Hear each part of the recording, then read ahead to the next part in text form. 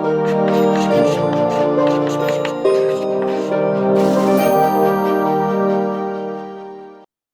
Friends, अब आ जाते हैं हम लोग अपने ही अगले टॉपिक पर। और एक तरह से सब टॉपिक है हमारे पिछले कंटिन्यूएशन में है, जिसमें हम लोग जो बिजली क्षेत्र है पूरा भारत में, बिजली का डिस्ट्रीब्यूशन कैसे है, जनरेशन कैसे है, उससे जुड़ी हुई समस्याओं की बात करेंगे। और मुख्य रूप से जो डिस्ट्रीब्यूशन है, वितरण है, उस पर हमारा फोकस ज्यादा रहेगा, क्योंकि ज्यादातर समस्याएं भी वहीं पर हैं। अभी आपको समझ में आ जाएगा। तो चलिए इसी को स्टार्ट करते हैं। सबसे पहले ये बात करेंगे, ये एरो मैंने बना दिया है आपके अंडरस्टैंडिंग के लिए। ये बात करेंगे, फिर इधर आएंगे, उसके बाद से फिर इसको डिस्कस करेंगे और फिर यहाँ पर आ जाएंगे। ठीक है, तो ऐसे ऐसे, इधर और इधर। नोट्स में आपको आसानी रहेगी, बोर्ड में स्पेस कम रहता है, तो आप अगर लिखें भी तो पहले ये लिखें, फिर ये लिखें, फिर ये लिखें, उसके बाद से ये लिखें। ठीक, अच्छा, बात क्या है? तो सबसे पहले जो समस्या आती है वो बात ये आती है कि यार भारत में या किसी भी जगह पर जो टोटल बिजली बन रही होती है ना, वो बिजली कुल जितनी भी बनी है वो सारी की सारी उपयोग में नहीं आती है। कुछ बिजली खर्च हो जाती है, जो पावर स्टेशन होते हैं उन्हीं की ऑक्सिलरीज होती है, क्या होती है, उन्हीं की सहायक इकाइयां हैं, और जो उनका सिस्टम में पूरा तंत्र है उसमें भी बिजली खर्च हो जाती है। साथ में आपको जानकर के थोड़ा हैरानी हो सकती है कि भारत में ट्रांसमिशन लॉसेस बहुत ज्यादा है। इसको बोलते हैं AT&C बोलते हैं। ठीक है, क्या बोलते हैं, टेक्निकल टर्म होता है AT&C लॉसेस बोला जाता है। ठीक, होता क्या है कि जब बिजली को एक जगह से दूसरी जगह भेजा जाता है ना, आपने देखा होगा बड़ी बड़ी लाइंस होती हैं, ग्रिड होती है, तो ग्रिड में जो काफी ज्यादा हाई वोल्टेज पर लाइंस बनी होती हैं, उनसे बिजली जा रही होती है, तो उसमें भी काफी लॉस आता है। और वहां पर जितनी ज्यादा हाई वोल्टेज पे हम बिजली भेजते हैं उतनी कम लॉस होता है। तो हमारे यहाँ पर कुछ 24,000 25,000 वोल्ट पर ज्यादातर लाइन्स हुआ करती थी, अब हम कुछ 40,000 पर भी बना रहे हैं। तो जैसे जैसे आप ज्यादा हाई वोल्टेज पर बिजली ट्रांसफर करते हो तो कम लॉस होता है।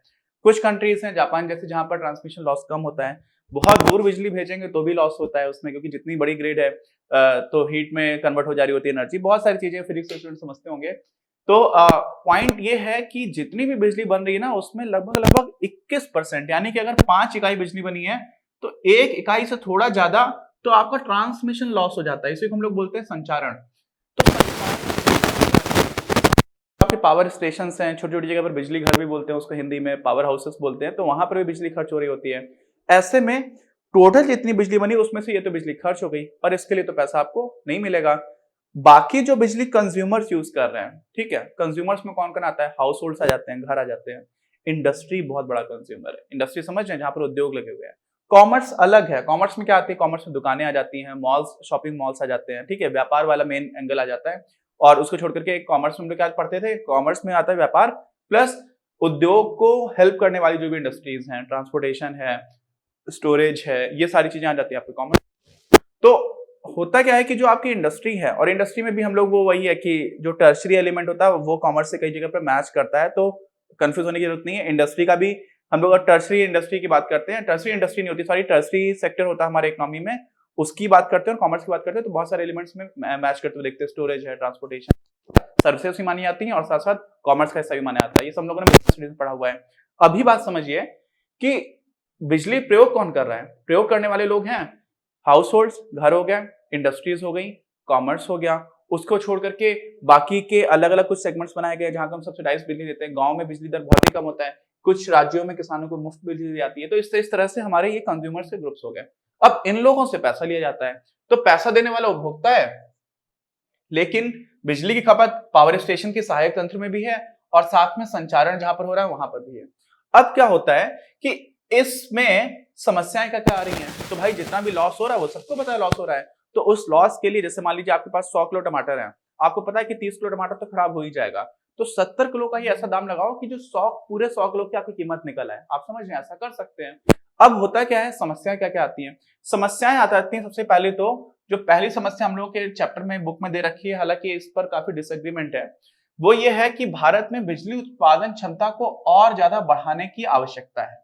मेरी इंटर्नशिप थी national council of applied economic research, जब मैं कॉलेज में था, तो वहां पर एक बहुत बड़े इकोनॉमिस्ट आए थे, और बिजली में उन्होंने काफी काम किया होता, बिजली इलेक्ट्रिसिटी सेक्टर को देखते हुए। तब मुझे पहली बार बहुत सारी नई इंफॉर्मेशन मिली थी, और उन्होंने ऐसा बोला था कि भारत में जो सबसे बड़ी समस्या है बिजली के क्षेत्र में, वो डिस्ट्रीब्यूशन नेटवर्क की है। हमारे यहाँ पर जो पूरा तंत्र है उसमें ट्रांसमिशन लॉस बहुत ज्यादा है। बहुत सारे ऐसे क्षेत्र जहां तक बिजली पहुंची ही नहीं है, तो उसमें सरकार की कई योजनाएं भी चल रही कि हम हर गांव तक पहुंचा देंगे। गांव के बाद भी बहुत सारे गांव में ऐसे घर होते हैं जहां पर बिजली का कनेक्शन नहीं होता है, क्यों नहीं होता है? कई बार लोगों के पास पैसे दे खरीदने के बिजली खरीदने के पैसे नहीं होते और लोगों की प्रायोरिटीज अलग हैं। कई बार ऐसा होता है बिजली बहुत ही सस्ती है। आप अगर वास्तव में देखेंगे जो अल्टरनेट सोर्सेस ऑफ एनर्जी उनसे तुलना करेंगे तो बिजली बहुत सस्ती है और बहुत क्लीन भी है। हालांकि भारत में उतना क्लीन बोलना अच्छी बात नहीं है, क्योंकि भारत में अभी भी थर्मल पावर प्लांट्स बहुत ज्यादा है और उसमें भी कैसे coal based thermal power plants है, जहां पर कोयला जलाया जाता है, उससे पानी को गर्म करते हैं, स्टीम बनाते हैं, भाप बनी, भाप से टरबाइन घूमती है, उससे जनरेटर लिंक्ड होता है, उससे बिजली बनती है।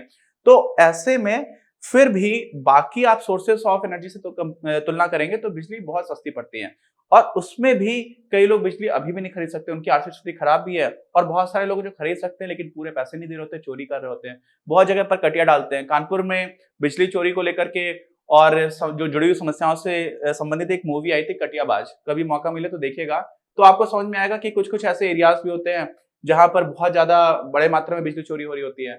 और उससे बड़ी समस्या क्या है कि जो स्थापित, ये दोनों तो अलग तरह की समस्याओं को लेकर के आ रहे हैं। अभी हम लोग जो बात कर रहे हैं वो समस्या इस वाले पॉइंट्स पर केंद्रित है। वो क्या है कि जो भी स्टेट में अलग अलग राज्य होते हैं, तो राज्य में इलेक्ट्रिसिटी डिस्ट्रीब्यूशन बोर्ड्स होते हैं। क्या होते हैं? इनको हम लोग SEB से बोलते हैं, स्टेट इलेक्ट्रिसिटी बोर्ड्स भी कहते हैं, ठीक है, SEBs भी लिखा जाता है। तो ये क्या करते हैं? इनका काम होता है राज्यों में अलग अलग जगह पर बिजली को डिस्ट्रीब्यूट करना। दिल्ली है, अहमदाबाद है, मुंबई है, यहाँ पर कोई एक प्राइवेट लिमिटेड कंपनी भी ऐसा काम कर रही है, ऐसा भी देखा जाता है। लेकिन आमतौर पर जो राज्य है भारत में, उनमें SEBs होते हैं। अब इन SEBs में बहुत घाटा होता है। अभी 3-4 साल पहले का डेटा बता रहा हूं, तो एक साल में 50,000 करोड़ रुपए से ऊपर का लॉस हो रहा था SEBs को, ठीक है, लॉस, इतना बड़ा घाटा हो रहा है। फिर वो घाटा धीरे धीरे कम होता गया, फिस्कल ईयर 18 तक में कम हुआ, फिर बढ़ गया, लगभग डबल हो गया। तो अभी भी हर साल 20,000 करोड़ से ऊपर का लॉस होता है। तो कितना बड़ा घाटा इकट्ठा हो गया है, ठीक। क्यों होता है लॉस? आप सोचिए, इनको पता है भाई कि हमारी, मान लीजिए 100 हमारे पास बिजली थी, 100 इकाई, 30 इकाई तो हमारी खराब हो जाएगी पावर स्टेशन में, ट्रांसमिशन में, तो हम 70 का इस तरह से प्राइसिंग रखें, सारे लोगों को दें और उनसे हम पैसे लेकर के आ जाए, तो हमें लॉस नहीं होना चाहिए। लॉस होता क्यों है? होता है इस कारणों से है। पहला तो यही है कि संचारण और वितरण में नुकसान हो जाता है। अब उसको तो हम इंक्लूड कर सकते हैं, लेकिन क्यों नहीं हो पा रहा है? वितरण में जो नुकसान हो रहा है उसमें समस्या ये आ रही है कि बहुत लोग बिजली चोरी कर रहे हैं। बहुत बार ऐसा हो रहा है कि छोटे छोटे एरियाज हैं तो ट्रांसफार्मर्स लगाए जाते हैं, तो ट्रांसफार्मर्स जो लगाए जाते हैं वो इस हिसाब से लगाए जाते हैं कि इस क्षेत्र में कितना लोड है। अब होता क्या है, जो जिन लोगों ने बिजली का कनेक्शन ले रखा है, उन्होंने एक तो अपने घर में लोड कम दिखा रखा है कि हमारे यहाँ तो 2 किलोवाट का ही मीटर लगेगा, जबकि जो खपत है वो ज्यादा की है। साथ में बहुत सारे लोगों ने कनेक्शन ले भी नहीं रखा है, और ऐसी स्थिति में जो ट्रांसफार्मर है उसके ऊपर बहुत ज्यादा ही लोड पड़ जाता है, तो ट्रांसफार्मर भी बहुत जल्दी खराब होते रहते हैं। तो उसमें भी छोटी छोटी जगह जो टाउन्स, उनकी समस्या बता रहा हूँ आपको। और ऐसी स्थिति में क्या हो जाता है कि वो एक और तरह का मेंटेनेंस कराना पड़ता है। अब ट्रांसफार्मर ठीक कराने का जो अलग से खर्चा तो किसी को मिलता नहीं है, बिजली विभाग उसके लिए अलग से तो चार्ज करता नहीं है। तो ऐसी स्थिति में क्या हो जाता है कि वितरण में नुकसान हो रहा होता है।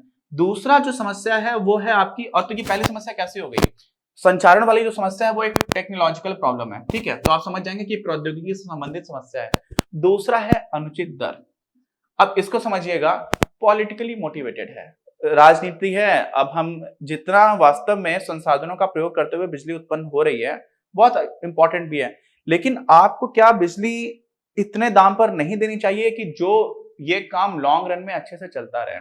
कई बार ऐसा होता है कि बिजली की दरें बढ़ाने की आवश्यकता है लेकिन नहीं बढ़ाई जा रही है, जबकि डिस्ट्रीब्यूशन कंपनीज को लगातार नुकसान हो रहा है। कई लोगों का यहाँ पर ऐसा कहना होता है, कई अर्थशास्त्री होते हैं वो ऐसा कहते हैं कि देखो सरकार हर तरह से टैक्स तो लेती है, तो कुछ लोगों को, जो लोग समाज के हाशिए पर रहने वाले लोग हैं, उनको बिजली मुफ्त भी दी जानी चाहिए, क्योंकि बिजली से बहुत तेजी से आपका जो स्टैंडर्ड ऑफ लिविंग है, रहन सहन का स्तर, वो बढ़ता है। तो दोनों ही तरफ के आर्गुमेंट्स आते हैं, इसमें हमें बहुत डेटा देखने की जरूरत होती है। लेकिन आपको क्या समझ में आना चाहिए कि कई जगह पर अनुचित बिजली की दर होती है। हम लोग यूनिट बोलते हैं, एक यूनिट को फिजिक्स में बोला जाता है 1 किलोवाट आवर, और उसके कितने कभी 6 रुपए 7 रुपए तक का रेट चल रहा होता है। कुछ कुछ जगह पर 14 रुपए का भी आपको मिल जाएगा भारत में ही। अब एक तो बहुत डिस्पैरिटी भी है, बहुत बड़ी रेंज है, और दिल्ली जैसे राज्यों में आपका 200 यूनिट बिजली से कम आ रहा है, तो वहां पर बिजली फ्री भी दे रखी है। तो उसके अपने जो सोशलिस्ट इकोनॉमिस्ट हैं, जो सोशलिस्ट इंक्लाइंड है, वो कहते हैं कि तो बहुत अच्छी चीज है, सारे लोगों को कम से कम जो बेसिक नीड है वो पूरी हो रही है, और बिजली को एक बेसिक नीड की तरह देखा जाता है। तो इस वजह से उनसे जो बहुत हाशिए पर रहने वाले लोग, उनसे इतना पैसा नहीं लेना चाहिए। लेकिन इसमें समस्या क्या आती है, अनुचित दर का जो दूसरा नुकसान होता है ना, वो होता है दूसरी साइड पर। आप देखोगे जितनी भी बिजली सारे हाउस होल्ड्स मिलाकर के यूज करते हैं ना, उससे ज्यादा इंडस्ट्री यूज करती है, और उससे साथ में कॉमर्स भी यूज कर रहा होता है। कॉमर्स में मैंने बताया कि शॉपिंग शॉप्स हैं और शॉपिंग मॉल्स, ये सारे लोग यूज कर रहे होते हैं। तो वहां पर हम क्रॉस सब्सिडाइज कर देते हैं। क्रॉस सब्सिडाइजेशन का मतलब समझते हैं? दो जगह पर आपको उदाहरण बताता हूं सरकारी तंत्र में जहां पर इसका नुकसान हो रहा है, कई ऐसा अर्थशास्त्री बताते हैं। कैसे? बिजली में, घरों में आपने बिजली सस्ती कर दी, किसानों को आपने बिजली फ्री में दे दी, दिल्ली जैसे राज्यों में भी जो कम बिजली यूज करने वाले लोग हैं उनको भी फ्री में दे दी। तो ऐसे में बहुत सारे लोग आप बिजली फ्री में दे रहे हो, बिजली बनाने में लागत तो आ ही रही है। अब वो खर्चा कहां से निकाल रहे हो? वो आप निकाल रहे हो जो बड़ी बड़ी फैक्ट्रीज चला रहे हैं, जो इंडस्ट्री चला रहे हैं। तो उनको बिजली जितने में मिलनी चाहिए उससे भी महंगी आप बेच रहे हो। क्यों? क्योंकि आपको यहाँ पर जो नुकसान हो रहा है उसकी भरपाई करनी है। और ऐसे में होता क्या है, दुष्परिणाम ये निकल करके आता है कई बार कि वो जो इंडस्ट्रीज हैं, वो जो कुछ भी बना रही हैं उसमें बिजली तो लगी रही है, एनर्जी लगी रही है। अब ऐसी स्थिति में वो जो बनाने वाली लागत है वो ज्यादा हो जाती है। तो हमारी इन फैक्ट्रीज का प्रोडक्ट इंटरनेशनल मार्केट में compete नहीं कर पाता, क्योंकि हमारे यहाँ क्या हो जाता है, महंगाई हो जाती है। और इसी को एक्सपोर्ट हम उतना अच्छा क्यों नहीं कर पा रहे, इसी से दूसरा कारण देखिएगा। हमारे यहाँ पर जो यात्री किराया होता है ट्रेन में, भारतीय रेलवे में, तो कई बार आप टिकट पे देखेंगे तो लिखा रहता है कि आपका 57% आप पे कर रहे हो, बाकी जो है स्टेट बियर कर रहा है। ठीक है, यानी कि इस पर आपको बहुत ज्यादा सब्सिडी मिली हुई है, रियायत मिली हुई है। वास्तव में आपको जितना देना चाहिए हम आपसे उतना भी नहीं ले रहे हैं, और बहुत ज्यादा हिस्सा सरकार आपको पे कर रही है। सरकार कहां से पे कर रही है?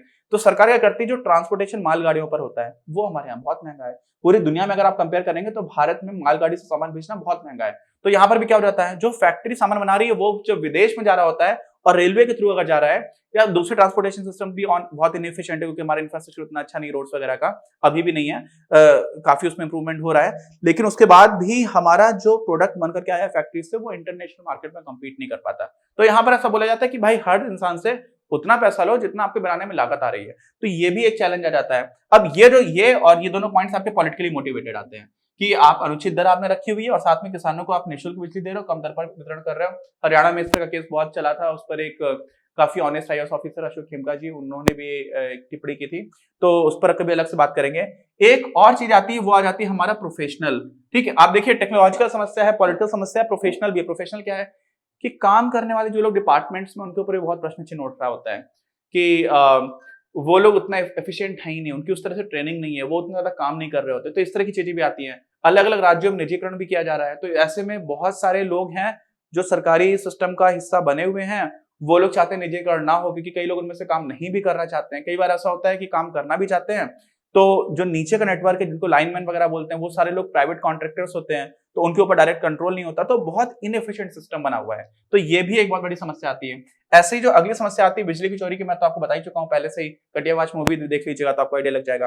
अब वितरण संरचना जो है वो एक नई समस्या है। इसका क्या मतलब हुआ, जितना हमें अलग अलग क्षेत्रों में बिजली पहुंचाने की आवश्यकता है, वहां पर अभी भी ग्रिड कई जगह पर नहीं पहुंची है। काफी कोशिश की गई, अलग अलग नाम की योजनाएं उसमें लेकर के आए, लेकिन फिर भी बहुत सारे अभी भी घर ऐसे जहां पर कनेक्शन नहीं है। हर गांव में बिजली पहुंचाने की बात अब आती है और ऐसा बोला भी जाता है कि हम हर गांव में पहुंचा चुके हैं, लेकिन कई छोटी छोटी डॉक्यूमेंट्री और ऐसी न्यूज मिलती रहती है कि नहीं, अभी भी वो कागजों पर कुछ जगह पर हो गया, लेकिन रियलिटी में नहीं। तो एक ये भी समस्या है।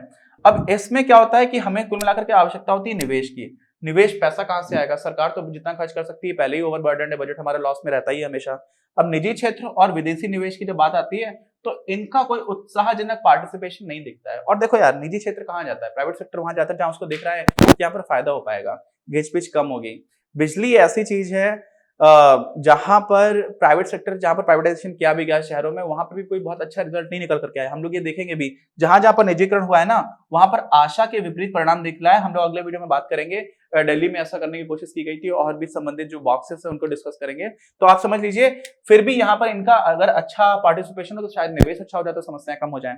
अगला पॉइंट आता है हमारा, लंबे समय तक बिजली गायब होना और कुछ क्षेत्रों में काफी ऊंची दरें। कुछ क्षेत्रों में मैंने बताया कि एक सेक्टर वाइज अलग अलग, इंडस्ट्रीज में आप बहुत हाई कर देते हो, कॉमर्स में बहुत ज्यादा कर देते हो, लेकिन कुछ कुछ जगह पर जहां प्राइवेट सेक्टर्स को आपने प्राइवेटाइज कर दिया है, प्राइवेट सेक्टर को डिस्ट्रीब्यूट करने का काम दे दिया है, उन्होंने भी कुछ जगह पर बिजली बहुत महंगी कर रखी है। तो उसके विरोध, जनता का विरोध आता है कि यार ये इतना महंगा कैसे कर दे रहे हो, बनती बहुत सस्ती रही है और आप इतना महंगा बेच रहे हो। साथ में बहुत देर तक बिजली चली आती थी, हालांकि धीरे धीरे काफी इंप्रूव हुआ है। मुझे बचपन से याद है, बचपन में एक टाइम था, मैं यूपी में रहता था, तो हमारे यहाँ 8 घंटे बिजली थी, और 8 घंटे एक सप्ताह ऐसा रहता था कि दिन में आपके 8 घंटे बिजली आएगी, फिर एक सप्ताह ऐसा रहेगा जब रात में बिजली आएगी। तो लोग रात में जलते थे क्योंकि मोटर वगैरह चलाना होता था, पानी भरना होता था, तो लोगों का पूरा जीवन अस्त व्यस्त हो जाता था। और ये मायावती सरकार उस टाइम पर हुआ करती थी, बिजली की कमी भी थी, लेकिन इतनी ज्यादा स्थिति खराब होती थी। आज वैसी स्थिति नहीं है, बट फिर भी लंबे लंबे पावर कट्स होते हैं बहुत सारी जगह पर, खासतौर से जो ग्रामीण क्षेत्र और छोटे टाउन, मैं छोटे टाउन में रहता था, तो वहां पर इस तरह की समस्या आज भी आती है।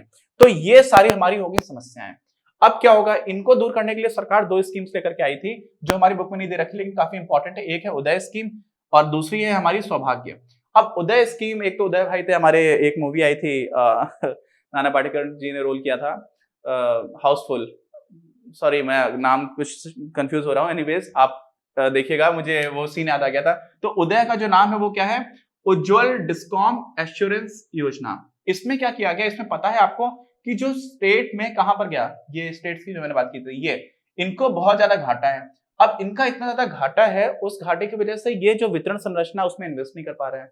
इनको जहां पर ट्रांसफार्मर्स बदलने हैं, जहां पर पुरानी लाइंस बदलनी है, वो सारी चीजें नहीं कर पा रहे हैं।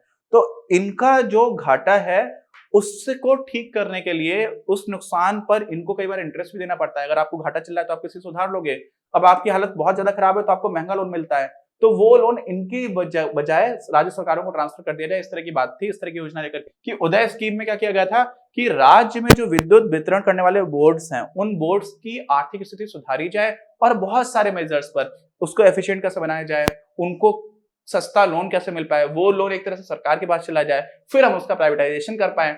इस तरह की चीजें की गई और प्राइवेटाइजेशन का रिजल्ट उतना अच्छा नहीं मिला, वो हम लोग अगले वीडियो में डिस्कस करेंगे। लेकिन फिर भी ये योजना हम लोग ने 2015 में स्टार्ट की थी, फिर 2017 में इसका रिवाइव हो पाया था, तो काफी रिसेंट योजना है। दूसरी जो है सौभाग्य योजना, इस तरह की योजना अलग अलग नाम से चलती रही है। अब अभी जो योजना चले उसका नाम सौभाग्य। सौभाग्य का मतलब क्या है, प्रधानमंत्री सहज बिजली हर घर योजना।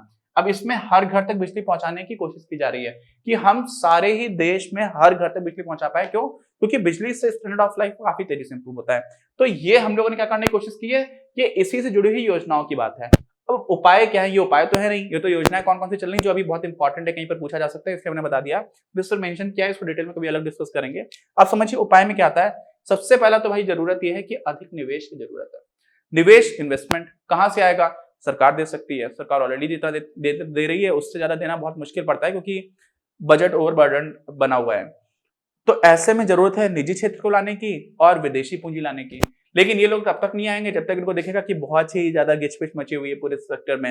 आप बिजली का बिल लेने जाओ तो बहुत सारे ऐसे मोहल्ले जहां पर लाठी लेकर के लोग खड़े हो जाते हैं, आपको आने नहीं देंगे। तो बहुत सारे तरह के वितरण में समस्याएं आ रही होती है। तो पहला, लेकिन कुल मिलाकर के जो सोल्यूशन है वो यही है कि पुराना इंफ्रास्ट्रक्चर हो गया, हमें नए तरह के रिन्यूएबल एनर्जी में बहुत ज्यादा इन्वेस्ट करने की आवश्यकता है, तो उसमें हमें नए निवेश की जरूरत है। दूसरा जो पॉइंट है वो आता है R&D का। R&D को हम लोग बोलते हैं क्या, रिसर्च एंड डेवलपमेंट। तो बेहतर अनुसंधान और विकास की आवश्यकता है, जिससे कि हम जो ट्रांसमिशन लॉस है वो कम कर पाए।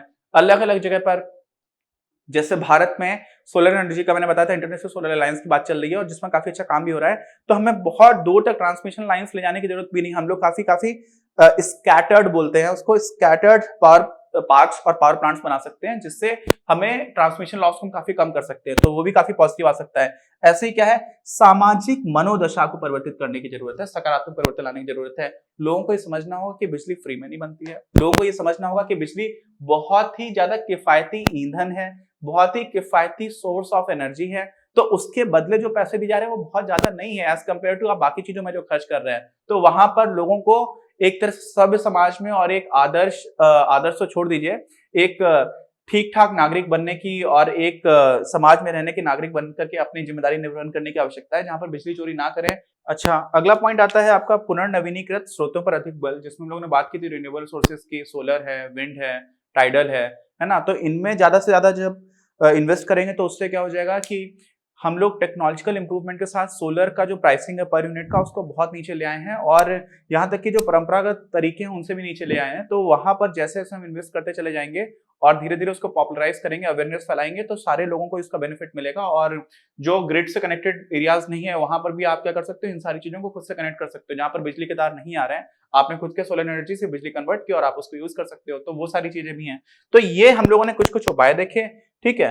बहुत ज्यादा समस्याएं हैं, उपाय कुछ कम है और वो उपाय इंप्लीमेंट करना आसान नहीं है, बहुत ही कॉम्प्लिकेटेड प्रोसेस है, बहुत दिन से कोशिश चल रही है, लेकिन फिर भी ठीक है, धीरे धीरे सुधार हो रहा है। तो इसकी बात की और ये हम लोगों ने इसको देखा निजीकरण और ऊंची कीमत दर पर क्या क्या चीजें हो रही हैं, इसको हम लोग अपने अगले वीडियो में देखेंगे। ऊंची कीमत दर पर यही हो जाता है कि कुछ जो सेक्टर्स हैं, इंडस्ट्री, खासतौर से इंडस्ट्री सफर कर जाती है। क्यों? क्योंकि उनका उत्पादन महंगा हो जाता है, फिर वो इंटरनेशनल मार्केट में कम्पीट नहीं कर पाते हैं। ट्रांसपोर्टेशन महंगा हो जाता है तो इंटरनेशनल मार्केट में कम्पीट नहीं कर पाते हैं। तो ये सारी चीजें हम लोगों ने देखी जो समस्याएं हैं, उनको खुद समझिए कि काफ़ी ज़्यादा डिफ़िकल्ट प्रॉब्लम है। धीरे-धीरे हम लोग समझेंगे तो शायद धीरे-धीरे इसमें इम्प्रूवमेंट आएगा over a period of time. मिलते हैं हम लोग अपने अगले वीडियो में, जिसमें हम लोग इंटरेस्टिंग कुछ बॉक्सेस हैं अपनी बुक में, उनको डिस्कस करेंगे बिजली क्षेत्र से संबंधित। मिलते हैं।